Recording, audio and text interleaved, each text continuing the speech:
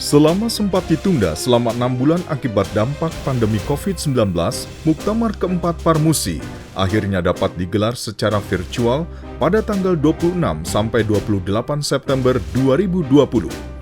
Muktamar yang dihadiri oleh para manajer dakwah ilallah yang juga pimpinan daerah seluruh Indonesia dipusatkan di markas dakwah Parmusi di kawasan Patra Kuningan, Jakarta. Diikuti pula oleh ratusan dai pembina dan pengelola seluruh Indonesia.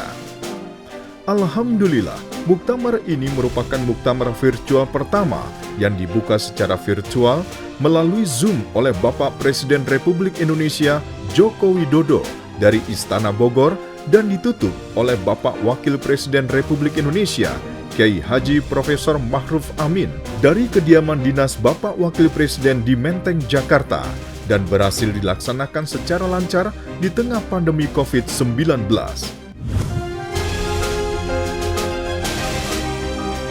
Bapak Presiden, para alim ulama dan muktamirin yang saya hormati, salah satu karakter yang dibentuk di dalam perkaderan Parmusi bahwa seorang kader harus dibiasakan menjadi muzaki, pembayar zakat, infak dan sedekah, bukan mustahik, sebagai bagian dari ajaran Islam. Artinya pantang bagi kader-kader Parmusi untuk meminta-minta. Tetapi dalam konteks kenegaraan, setiap kader Parmusi wajib hukumnya menegakkan kebenaran dan keadilan bagi rakyat, berjuang secara tulus dan ikhlas untuk rakyat miskin, kaum duafa di berbagai daerah yang ada. Kader Parmusi berjuang tanpa APBD, apalagi APBN. Ini perlu diketahui oleh Bapak Presiden. Selama 5 tahun saya memimpin Parmusi, alhamdulillah tidak satu sen pun pernah menerima, apalagi meminta bantuan dana dari Bapak Presiden. Setelah aktivitas para dai, seluruh aktivitas para dai, juga kegiatan organisasi, biayanya bersumber dari anggaran pendapatan dan belanja langit APBL, yakni zakat, infak dan sedekah dari seluruh para kader di berbagai daerah. Kami semua, para dai dan manajer dakwah yang hadir pada pembukaan Muktamar 4 ini turut berjuang membangun bangsa dan negara kesatuan Republik Indonesia melalui jadwalan dakwah ilallah tanpa digaji, namun berkhidmat secara sungguh-sungguh, siap mengorbankan seluruh jiwa, harta dan nyawa demi tegaknya kalimat tauhid ilallah di negeri ini semata-mata untuk mendapatkan ridha Allah Subhanahu wa taala.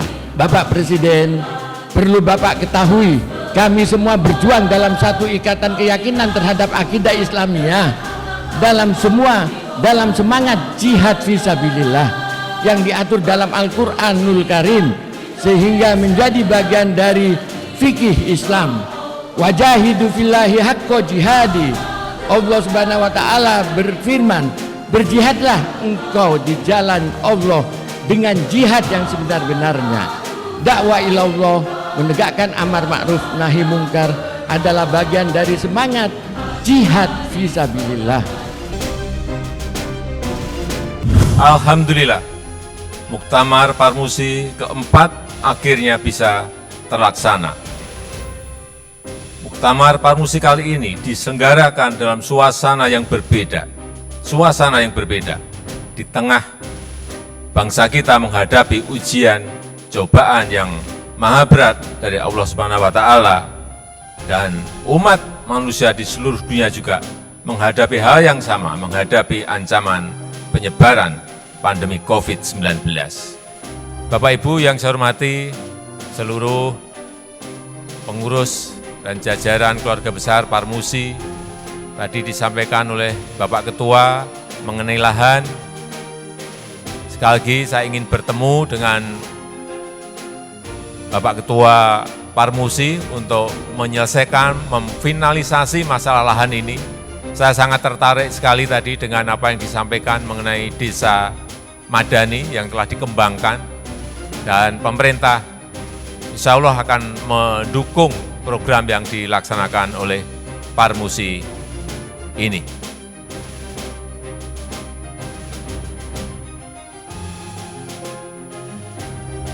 Bapak Ibu sekalian yang saya hormati, kita juga tidak boleh melupakan zikir, istighfar, taubat kepada Allah Subhanahu wa taala, memperbanyak infak dan sedekah karena banyak saudara-saudara kita yang memang perlu dibantu di tengah kesulitan yang mereka hadapi. Semoga Allah Subhanahu wa taala segera mengangkat wabah Covid dari bumi Indonesia. Semoga Allah selalu melindungi dan memberikan keselamatan kepada rakyat, bangsa dan negara kita.